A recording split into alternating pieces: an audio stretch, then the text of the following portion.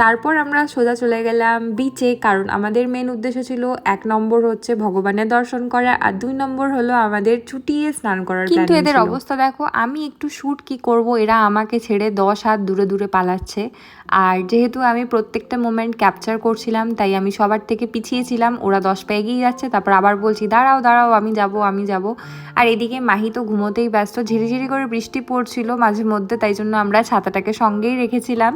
আমার বয়স হচ্ছে 26 বছর, কিন্তু এই সমুদ্র দেখে আমি পুরো একটা 10-12 বছরের বাচ্চা মেয়ের মতন নাচাগানা স্টার্ট করে দিয়েছিলাম যে এই সমুদ্র, এই সমুদ্র। সমুদ্র জিনিসটাই আই থিঙ্ক এইরকম, তাই না? মা তো মাহিকে সামলাচ্ছিল আর আমাদের সবার জিনিসপত্র দেখভাল করছিল। মা একটুখানি দূর থেকে দেখতেই এনজয় করতে ভালোবাসে এই জিনিসপত্রগুলো, কারণ মা জলে নামতে ভীষণ ভয় পায়। অন্যদিকে দেবনীল তো ফ্যানটাকে ফুল রেডি সমুদ্রে দাপাদাপি করার জন্য। বাবা প্রথমে হাঁটুর ব্যথা নিয়ে একটুখানি বলছিল যে না আমি